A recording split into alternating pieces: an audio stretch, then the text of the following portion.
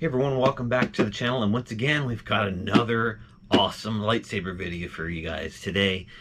Man, has it been a great time to be a Star Wars fan and a Star Wars lightsaber collector fan, because since May the 4th we have now gotten our second surprise release Legacy lightsaber out of Disney at Galaxy's Edge. Out of the blue yesterday, with no warning, Disney released Rey's staff Saber from The Rise of Skywalker right at the ending, right before the ending credits, where she lays to rest basically the Leia's and the Skywalker saber.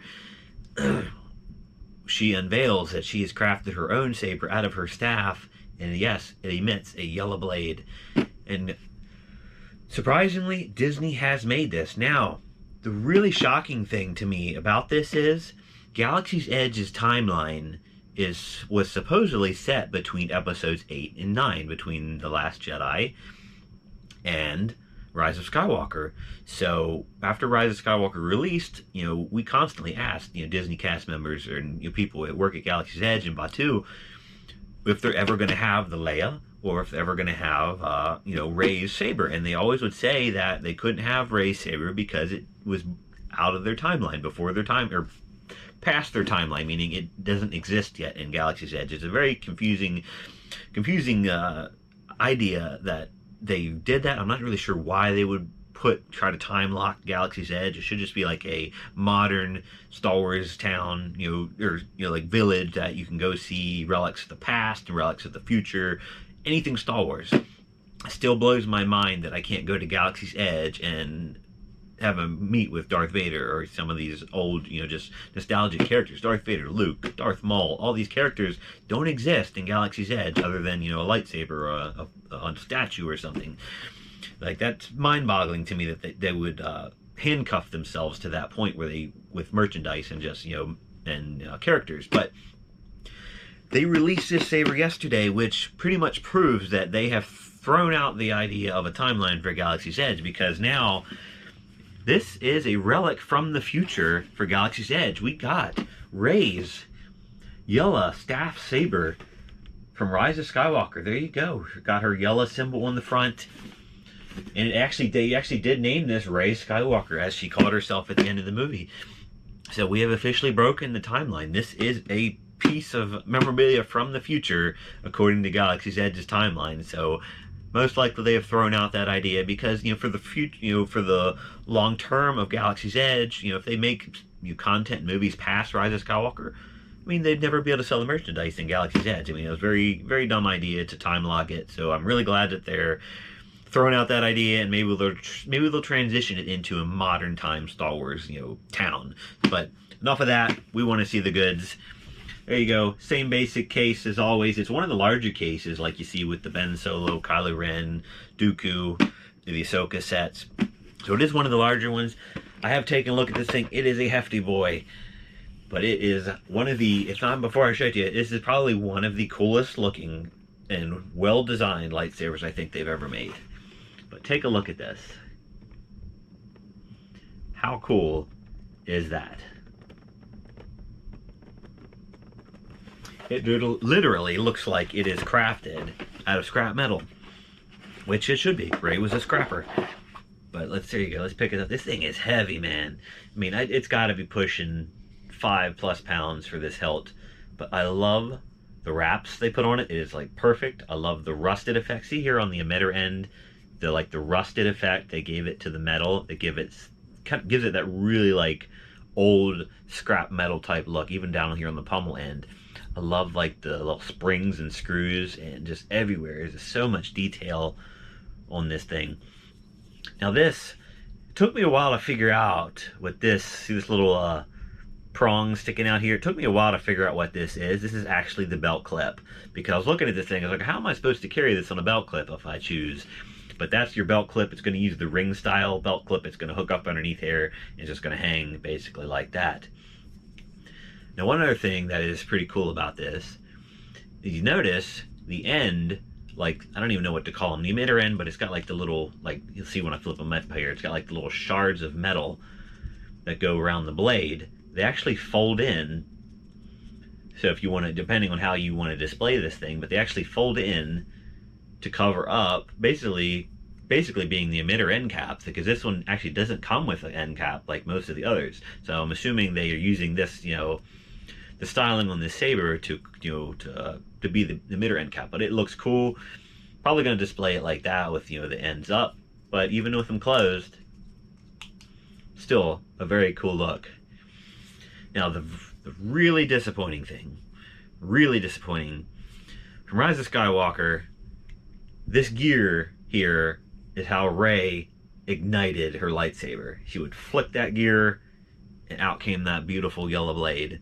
Fortunately, Disney has yet to figure out a way with these legacy sabers to change the ignition style. They've always been switches or some type of toggle, and just like all the others, unfortunately, the gear is stationary, doesn't do anything, and you see hidden in the wraps here is our little on-off toggle.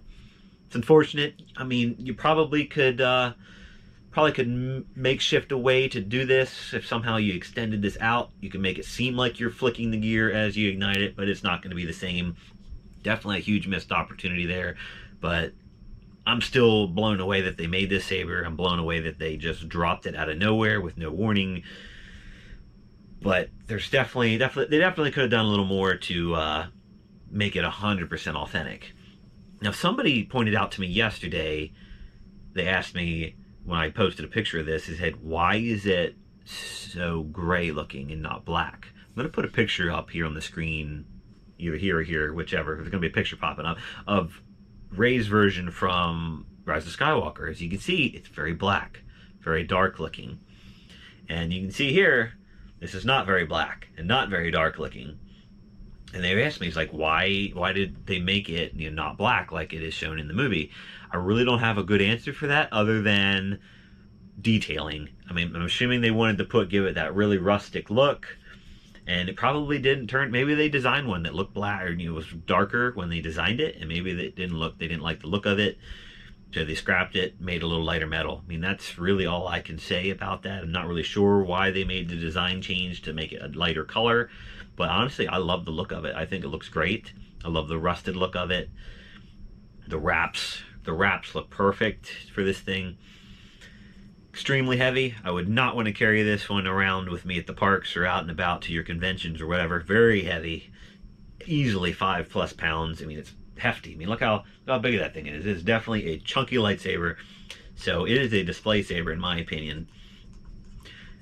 Surprisingly, this one actually did retail for $140. I thought it was going to be a little more expensive, with the higher detail and everything, but it still retailed for $140. But there we just put in our blade. It's such a cool look with that emitter end, teeth around the blade. You could set it up however you want to like it. You could you could tighten them up around the blade if that's the look you want to go for.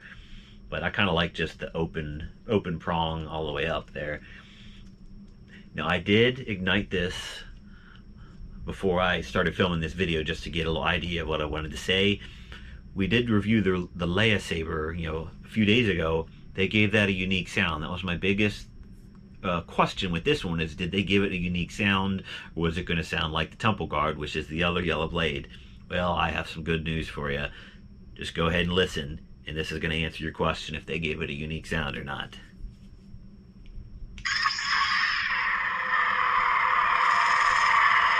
Listen to the roar of that thing. It's very deep, almost like a growl to it. Very harsh sounding lightsaber. Definitely doesn't have the Temple Guard effect, which I was thinking it may because of the yellow, but really great sounds.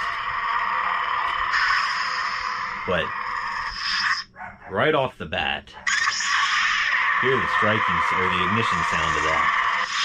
Very aggressive, very mean sounding lightsaber, which fits the look of this. That harsh, kind of grumbly sound really goes well with the look and aesthetic of this lightsaber. Like it's kind of made of scrap, so it's got that rough, scrappy sound to it. I love it. Looks great, sounds great. But I would highly recommend, if you are a collector of Star Wars, to get on this bad boy. It's a beautiful saber. It is going to be, it's going to be a hard one to come by. These was unannounced. Disney unannounced the release of this lightsaber here at Walt Disney World. They sold out in about 2 to 3 hours. So that's how popular this lightsaber is going to be. It's going to be hard to find. They're already being, flipped on eBay. So if if you really want one and you want to pay, don't mind paying a little, more than what it retailed for, they are available on eBay. People are flipping them. But it is going to be a hard one to find, at least for a while, until, most of the pieces, sort of like the Ahsokas are hard to come by, but now that more and more people are starting to acquire them, they're a little more readily available. But beautiful saber, blown away that they made this. I'm just shocked, because we were just talking about lightsabers, a few weeks ago when I made the discontinued video about if they were going to make more lightsabers soon. And within 2 weeks of me filming that, we've gotten 2 brand new lightsabers, both unannounced, out of nowhere, just dropped on us. So it's pretty great times to be a lightsaber collector. I mean, I doubt we're going to see anything else new until Cal Kestis in the fall. Is there going to be another one alongside Cal Kestis? Who knows? It's a great question. I'm starting to think yes. I mean, they're discontinuing a bunch of them. They just released 2 more. There's a good possibility we're going to get something else along with Cal Kestis in the fall, but we'll just have to wait and see. But we've got 2 new sabers to get our hands on, and for those who aren't local to either of the west or east Batu, you got something to shoot for. Got something to try to acquire yourself. But I love it. It's going to be a great display piece in my, which is getting very full, by the way, lightsabers. But I'm still blown away that they made this.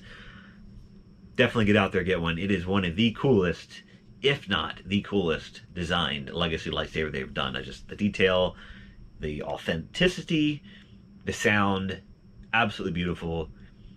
And I can see why they sold out in 2 hours. I mean, it's just an amazing lightsaber. I can't say enough. This may be one of my new favorites. Absolutely love it. Get out there. Try to get one of these for yourself. And yeah, that's it. I'm rambling at this point. Hope you guys liked it. Thanks for the likes, the comments, and the subscriptions. You can follow me on Twitter at Pen2Flow.